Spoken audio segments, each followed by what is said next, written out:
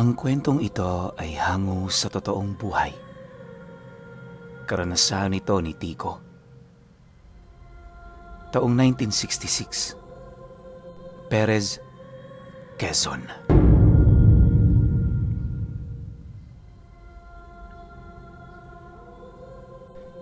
Isang beses sa isang taon kung bumaba ng bundok, itong si Tico. Ang kanyang destinasyon palagi noon ay yung bahay ng kapatid niya malapit sa baryo. Kaya lang naman siya napapadpad sa lugar ay dahil sa dami ng parokyano niya roon na nanlilimos sa kanya ng gamit.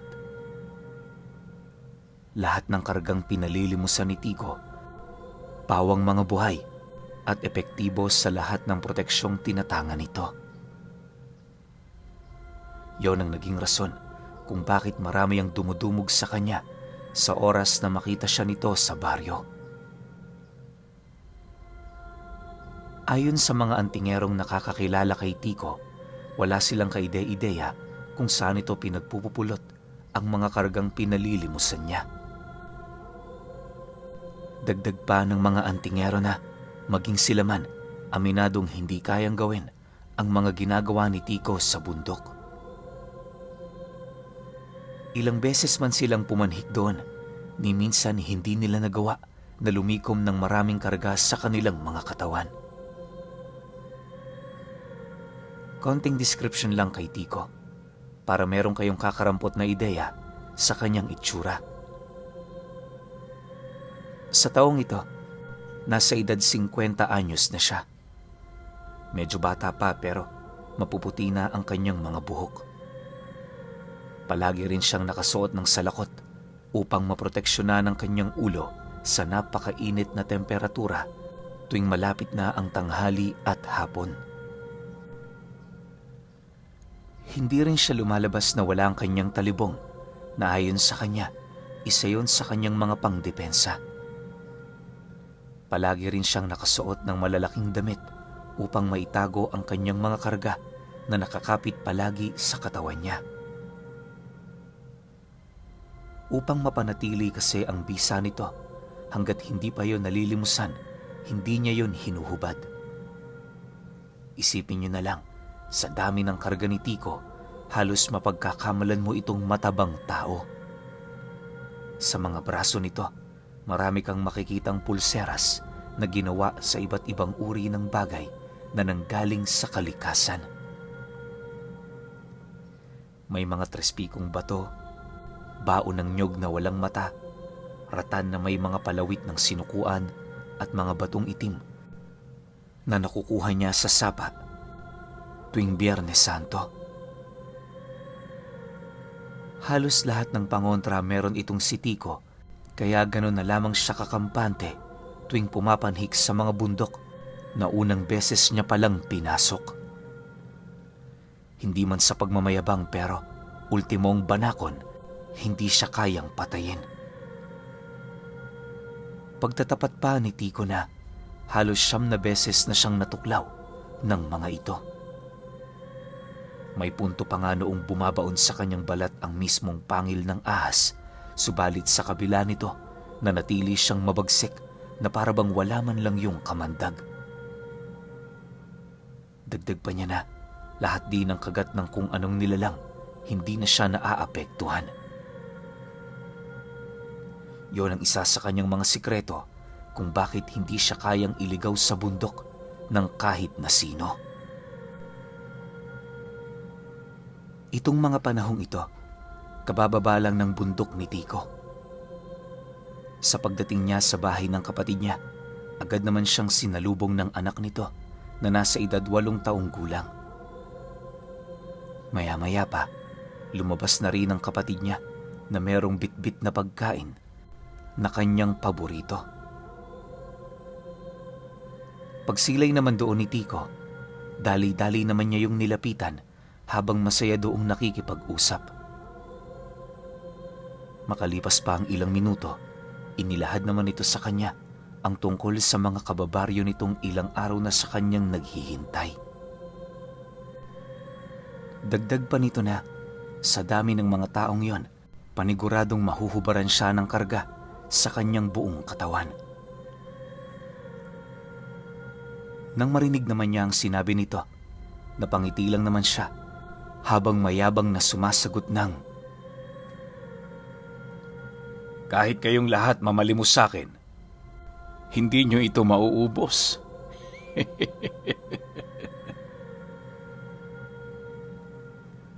Matapos naman ang kanilang biruan, napansin naman noon ni Tico ang unti-unting pagiging seryoso ng kanyang kapatid. Hindi naglaon, pagsilay naman niya sa mga mata nito. Napansin naman niya na tila bang meron yung pinoproblema. Maya-maya pa, di naman niya napigilang magtanong doon hanggang sa nagkaroon na ito ng lakas ng loob nang sumagot sa kanya ng, "Buntis kasi ang asawa ko, Tico. Alam mo, magdadalawang buwan ka na naming hinihintay. Gabi-gabi hindi ako makatulog dahil sa dami ng nagpaparamdam dito sa bahay. Maraming wakwak ang umaaligid. Tuwing hapon pakiramdam ko, nasa malapit lang silang lahat. Yung pamangkin ko nga, pabalik-balik ang sinat niyan. Tuwing gabi palagi rin umiiyak na para bang may kinakatakutan. Alam ko namang marami ang mga albularyo rito pero hindi ako gaanong nagtitiwala. Karamihan kasi sa kanila, kilala ko na. Kung hindi naghihintay sa abuloy, iba-ibang karamdaman ang sasabihin sa'yo. Imbis na gagaling, mas lalong lalala dahil sa inililigaw nila ang totoong sakit ng nagpapakonsulta." Nang marinig naman ni Tico ang sinabi nito, napabuntong hininga lang naman siya sa kadahilan ng hindi niya kayang itanggi ang tungkol sa ganoong bagay. Hindi naman lahat pero merong mangilan-ngilan. Ika nga niya, kagaya rin yan sa mga nilalang na nasa panig ng kaliwa. May mangilan-ngilang mabuti habang meron namang ilang masama. Pero hindi ibig sabihin nun lahat sila nasa demonyo na. Yung iba, sadyang pinagkaitan lang talaga ng tadhana. Ganon din sa mga albularyo, hindi lahat sa Diyos. Ang iba mapagkunwari. Akala mo santo, yun pala, isang nagbabalat kayong demonyo. Sa pagpapatuloy ng kanilang pag-uusap, mariin naman niyang inabisuhan ng kanyang kapatid na wala na yung dapat na ipag-alala. Dagdag pa ni Tico na gagawin niya ang lahat ng kanyang makakaya para yon ay tulungan. Matapos naman ang kanilang pag-uusap, agad naman silang pumasok sa bahay nito para tingnan ang asawa nito. Hindi naglaon, pagsilay naman niya rito, laking gulat na lamang niya nang masipat niyang butot balat na ang asawa ng kanyang kapatid. Wala na rin yung gaanong sustansya sa katawan at sa estado ng anak nito, tila bang nanganganib na yung mamatay. Dahil sa pangyayaring yon, agad naman niya yung nilapatan ng paunang lunas nang sa gayoy kahit papaano magawa niya pang maisalba ang buhay nito. Inutusan niya rin ang kapatid niya na bumili ng mga prutas at isda na maaari naman itong makain. Nang marinig naman ito ang kanyang sinabi, agad naman niyang tumungo sa merkado para bumili. Si Tico naman noon, hindi na muna lumabas ng bahay nang sa gayoy masigurong wala pang makakakita sa kanya ng mga nanlilimos. Nasisiguro kasi niya na sa puntong masilayan siya nito, paniguradong dudumugin siya. Kinahapunan noong mismong araw na yon, kahit papaano, unti-unti nang nagkakaroon ng lakas ang asawa ng kanyang kapatid.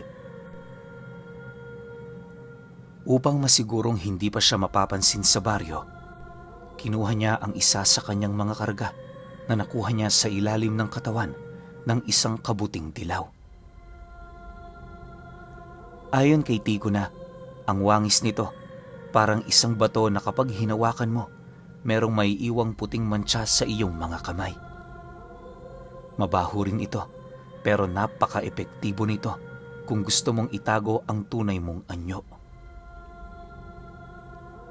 Pagtatapat pa ni Tico na sa mga karga niya, yon ang isa sa pinakamahirap kunin. Hindi niya rin yun pinalilimusan sa kadahilanang madalas niya yung nagagamit. Simple lang ang paggamit nito. Una, kinakailangan mo yun ipahid sa dila habang nag-uusal.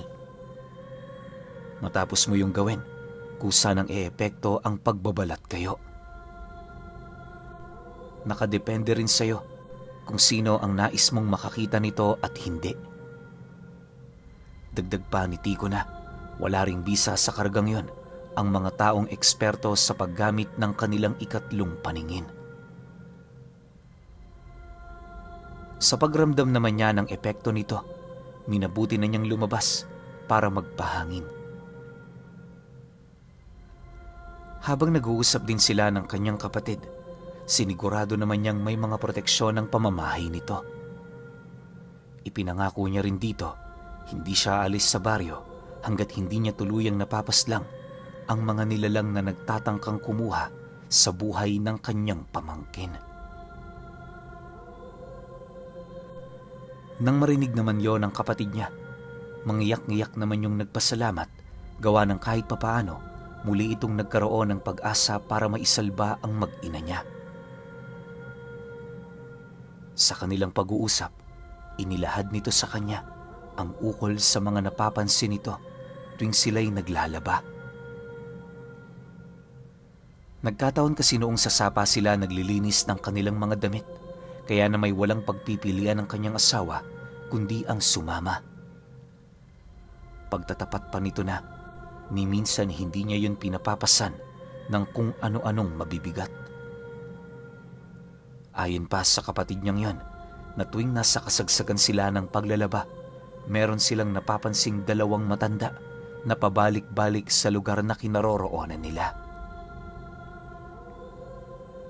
Tuwing dumadaan ang mga ito, agad naman nilang nalalanghap ang kakaibang lansa. Yung tipong lansa ng dugo ng tao na hinalo sa nabubulok na isda. Ganon at ganon ang palagi nilang naaamoy noon. Hindi naman nila yun gaanong pinapansin, gawa ng bukod sa tirik na tirik pa ang araw, naniniwala sila walang kakayahang mangbiktima ang mga aswang ng ganoong oras. Subalit lingid sa kanilang kaalaman na ang dalawang matandang kanilang nasisipat sa sapa, nagbabalat kayo na palang aswang. Magmula noon, unti-unti nang nagkaroon ng sakit ang kanyang asawa hanggang sa hindi naglaon na apektuhan na rin ito ang mga anak niya. Pagtatapat pa ng kapatid ni Tico, naging madalas na rin ang pagpapakita ng dalawang yon sa kanilang mismong tahanan. Minsan may mga pagkakataong nakikipag-usap yun sa kanya, pero hindi na lamang niya yun pinapatulan. Sa paglipas pa ng mga linggo, sinasabayan na din yun ng pagpaparamdam ng iba't ibang uri ng nilalang tuwing gabi. Dahil sa gano'n nilang kalagayan, aminado ang kapatid niya, hindi na yun nakakatulog ng maganda.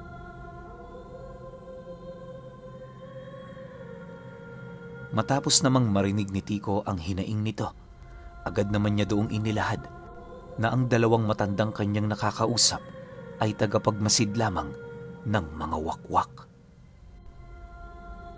Dagdag pa niya na, hindi na bago sa mga ito ang ganoong uri ng taktika, lalo na't pamilya sila ng mga taong walang kaalam-alam pagdating sa lihim na karunungan. Hayaan mo. Mananatili ako sa inyo hanggang sa masolusyonan natin ang problemang ito. Huwag kang mag-alala. Ito na ang huling pangapi nila sa pamilya mo. Bago ako umalis, sisiguraduhin kong may pangdepensa kayo rito. Akala ko pa naman kapag marami ang albularyo sa isang lugar, ligtas na ang mga taong nanananahan doon. Pero parang nagkamali ako. Wika ni Tico sa kanyang kapatid. Nang marinig naman ito ang kanyang sinabi, abot langit naman ang pasasalamat nito sa kanya. Hindi naglaon, Matapos naman ang kanilang pag-uusap, nagdesisyon na siyang tumungo sa sentro para bumili ng kanilang uulamin. Hindi naman niya noon isinama ang kapatid niya, lalo pat walang magbabantay sa maiiwan nitong asawa. Sa pagbagtas naman niya ng daan, naging maayos naman ang lahat. Karamihan sa kanyang mga nakakasalubong, purong mga magsasaka at mangingisda. Hindi naman niya yun gaanong pinapansin, lalo pat ang nais niya noong kainin ay karne ng baboy. Ilang minuto pa ang lumipas. Nang marating na nga niya ang merkado, doon bumungad sa kanya ang iilang mga taong namimili. Marami rin siya doong nakitang pwesto kung saan iba't ibang uri ng karne ang ibinibenta. Sa kanyang paglilibot, wala naman siyang nakitang kakaiba. Akala niya napakalinis ng lugar na yon, pero pagdating niya sa may bahaging dulo nito, doon naman siya biglang kinilabutan matapos niyang masipat ang mga karne ng tao na nilagyan lamang ng sabulag. Paglapit naman niya sa pwesto ng mga ito, nanginginig na sa galit itong si Tico buhat sa kanyang mga nasipat. Gayunpaman, pinili niyang manatiling kalmado nang sa gayoy hindi siya roon mag-eskandalo. Sa isip-isip niya, huli na ang lahat para magalit siya. Upang makilala ang mga taong nagbebenta nito, paulit-ulit naman niya yung kinausap ukol sa kung saan ito nakuha ang mga karne. Tinanong niya rin doon kung bago pa ito, bata pa ba ang pinagkuhanan nito at iba pa. Nang marinig naman yon ng manininda, iritable naman yung sumagot sa kanya ng, "Kung hindi ka bibili, umalis ka na. Di ako interesado sa mga sinasabi mo. Ang mga parokyano ko, hindi na nagtatanong pa. Bakit? Mahalaga pa ba ang tanda ng mga karning ito? Bulok nga kinakain eh. Ito pa kayang sariwa?" Nang marinig naman ni Tico ang sinabi ng lalaki, ngumisi lang naman siya habang dahan-dahang inilalabas ang isa sa mga pinakatago-tago niyang karga. Nang may alis na niya ang nakabalot doong puting tela, bigla namang natigal po ang lalaking yon matapos nitong masipat ang pangil ng markupo. Dahil sa alam ni Tico na isa yon sa mga kinakatakutan ng aswang, kung kaya't yon ang pinili niyang ilabas. Sa pagkakataong yon, ultimo ang paghinga ng tindero, tila bang hindi nito magawa-gawa. Sa pagsilay naman niya sa pagmumukha nito, doon niya napansin ang namumuo nitong pawis. Namumutla na rin ang nilalang na yon habang dahan-dahan namang nanginginig ang buo nitong katawan. Maya-maya pa, pagkuha niya sa pangil ng markupo, pilit naman niya yung sinindak habang seryosong nagwiwika roon ng, "Huwag mo akong lolokohin. Kaya kitang patayin ngayon kung gugustuhin ko. Ano? Subukan natin?" Dahil sa kanyang sinabi, tuluyan na ngang napaluhod ang nilalang na yon. Pag-utos naman niyang alisin na nito ang kanilang mga paninda, dali-dali naman yung ginawa ng lalaki kasama yung iba pang mga nilalang na naninirahan sa lugar na yon. Bago pa man ito tuluyang umalis, mariin naman niya yung inabisuhan, sino man ang kakain ng karne, papatayin niya ng walang awa. Dagdag pa ni Tico na huwag siya nitong susubukan dahil alam niya kung saan yun hahagilapin. Matapos naman niyang makapagsalita, agad naman yung kumaripas ng takbo kung saan ilang minuto lang ang dumaan matapos yung maglaho sa kanyang harapan. Sa pagbalik naman ng katahimikan sa buong paligid, gulat naman ang ibang manininda dahil sa bigla na lamang pag-alis ng mga panauhing yon. Maya-maya pa, minabuti na rin niyang bilhin ang mga kailangan niya para makauwi na siya. Sa kanyang paglalakad naman papauwi, hindi niya maiwasang masilayan ang mga manlilimos ng gamit na nag-uusap-usap sa daan. Bawat isa sa mga ito, maiging pinag-uusapan ang mga araw na darating si Tiko. Mariin din itong inilahad ang tungkol sa mga gamit na kanilang nais limusan. Matapos naman niyang marinig ang mga sinabi nito, nagpatuloy lang naman siya sa paglalakad hanggang sa makasalubong niya ang isang albularyo na merong napakabigat na presensya. May suot-suot yung krus pero ang budhi nito napakaitim. Dagdag pa ni Tiko na maaaring nagpapanggap lamang yung isang albularyo, subalit ang katotohanan sumasambayon sa demonyo. Hindi rin niya maipagkakaila na isa yon sa mga taong nanlilimos sa kanya. Sa pagsapit ng gabi noong mismong araw, unti-unti namang nababago ang kanyang pananaw sa lugar. Hindi niya mawari pero pakiramdam niya nawalan siya ng gana na magpalimos ng mga gamit niya. Hindi naman niya kasi yun ginagawa dahil sa pera. Sa halip ginagawa niya yon para makatulong. Pero sa mga nangyari, napagtanto niya wala nang saysay ang mga bagay na kanyang ginagawa. Matapos naman ang kanilang hapunan, mapayapa namang nagpahinga si Tiko sa sala ng bahay ng kapatid niya. Yung mag-asawa noon natutulog na, habang siya naman patuloy pa ring nakatitig sa bubong ng bahay, pinag-iisipan ang mga bagay na gagawin niya. 2 oras pa noon ang lumipas. Nang akmang papatuloy na siya, bigla naman siyang napaupo matapos niyang marinig ang mga mahihinang huni ng mga uwak. Sa puntong yon, nasisiguro niyang nasa malapit lang ang mga ito, kung kaya't ang kanyang ginawa, dahan-dahan ng binunot ang kanyang talibong. Pagtayo naman niya sa sala, agad naman niyang pinasok ang silid ng kapatid niya para abisuhan ito sa mga nangyayari. Pinatay niya rin ang lahat ng gasera at binigyan ng mga pangontra ang mga anak nitong nagpapahinga. Habang nag-uusap silang dalawa, ramdam na ramdam naman ni Tiko ang napakabigat na presensya sa loob ng bahay. Hindi niya mawari pero sa labas ng silid na yon, merong mga kaluluwang nagmamasid.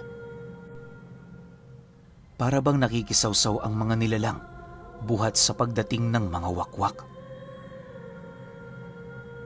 Maya-maya pa, paglabas naman niya ng pinto, doon bumungad sa kanya ang mga pugot na ulong nakalutang sa hangin. Bawat isa sa mga ito, nakatitig sa kanya, merong mga katagang ibinubulong na hindi naman niya pinapakialaman. Matapos naman niya yung masilayan, napangisi lang naman siya habang ibinababa sa papag ng bahay ang medalyon ng Birhen. Pagkalapat nito sa sahig, lahat ng nilalang na kanyang nakikita bigla na lamang naglaho. Sa isang iglap, tumahimik ang buong paligid na ang tanging naririnig na lamang niya ay ang huni ng mga wakwak. Alam ni Tiko na hindi pa yun sapat. Kaya para tumigil na ang mga nilalang na yon, pinili niyang yon ay labasin. Para kay Tiko, yun na lamang ang nag-iisang paraan upang masindak ng husto ang mga nilalang. Sa pagdating naman niya sa labas ng bakuran, doon bumungad sa kanya ang mga wakwak na nagkukubli sa mga sanga ng puno. Nanlilisik ang mga mata nito na parabang naghahanap ng tamang pagkakataon para sumunggab sa bahay na yon. Pagsilay naman doon ni Tiko, walang pagdadalawang isip naman niya yung binato ng tigalpo at kasabay nito ang mabilis niyang pag-asinta ng mga hawak niyang bato-balani. Matapos naman niyang mapakawala ng 5 bato, mabilis na niyang tinahak ang daan patungo sa kinaroroonan ng mga wakwak. Hindi naglaon nang makalapit na siya, taimtim naman niyang inusala ng hawak niyang baging ng makabuhay habang ibinubugsok yun sa lupa. Matapos naman niya yung gawin, lumabas mula roon ang isang aninong kawangis nito. Dahan-dahan yung gumapang sa puno hanggang sa pumulupot na ito sa 3 wakwak na naroon. Sa isang iglap, bigla namang nagsibagsakan ang mga ito habang paulit-ulit na nangingisay. Dahil sa pangyayari, agad naman niya yung sinunggaban at walang habas na pinag-uundayan ng saksak sa may bandang balikat. Dala ng kanyang galit, hindi niya yun tinantanan hanggat hindi humihiwalay sa katawan nito ang mismong ulo ng mga nilalang. 10 minuto pa ang lumipas, ganon din ang kanyang ginawa sa iba pa nitong mga kasama. Bagaman merong nakatakas, pinili na lamang niyang wag yung habulin upang magsilbing babala sa angka nito. Maya-maya pa, nang maglaho na ang mga nilalang na yan, minabuti naman niyang isabit sa puno ang mga naiwang bangkay ng mga wakwak na kanyang napatay. Kaya niya yun ginawa upang madaling maamoy ng mga balbal ang eksaktong kinaroroonan nito.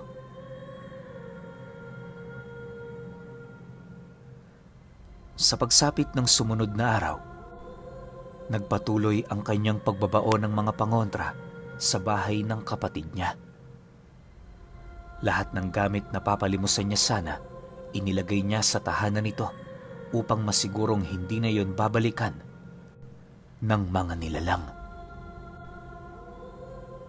Tinuruan niya rin ang kanyang kapatid nang sa gayoy masigurong kahit wala siya sa tabi nito, kaya nitong protektahan ang kanyang pamilya. Matapos naman yung gawin ni Tico, patuloy siyang nanatili sa bahay nito hanggang sa sumapit ang kapanganakan ng asawa ng kanyang kapatid. Yung mga tao naman noon sa baryo, halos hindi na rin mapakali dahil sa paghihintay sa kanya. Gayunpaman, wala nang balak na magpakita roon si Tico buhat sa mga bagay na kanyang nalaman. Ilang buwan pa ang lumipas, napilitan na rin siyang umalis sa lugar at kailan may hindi niya na pinili pang bumalik. Sa sobrang paghanga ng kanyang kapatid, ipinangalan nito sa kanya ang anak nito. Para sa kapatid niya, si Tico ang nagligtas sa buhay ng kanyang ina. Sa paglipas pa ng mga panahon, ibinahagi ng kapatid niyang yan ang mga istorya nito tungkol kay Tico, ang nagpapalimos ng mga mutya.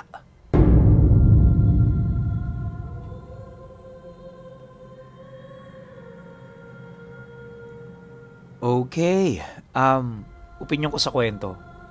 Grabe yung personality neto ni Tico.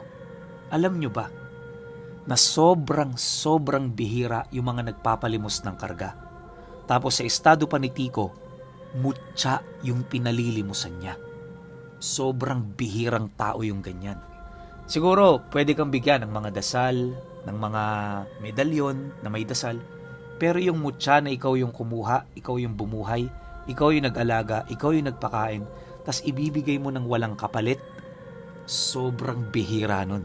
Tsaka hindi lang isang tao yung binibigyan ni Tico, isang buong baryo. 'Di ba? So hindi ko lang magets kung bakit sa dinami-dami ng binigyan niya ng mga karga, may mga nakakalusot pa ring aswang, especially dito sa kapatid niya. Siguro masyadong nagpakakampante si Tico na wala naman sigurong gagalaw sa kapatid niya, pero nagkamali siya kasi nga nung nabuntis, naswang. 'Di ba? Pero para sa akin, alam ko marami pang kwento to si Tico, kaya ako nanghihinayang ako kasi hindi siya series eh. Pero wala tayong magagawa, yun lang yung sinend eh. Pero kayo, kung may opinion kayo sa kwentong ito, comment nyo lang sa baba. Yun lang, hanggang sa susunod na kwento. Salamat.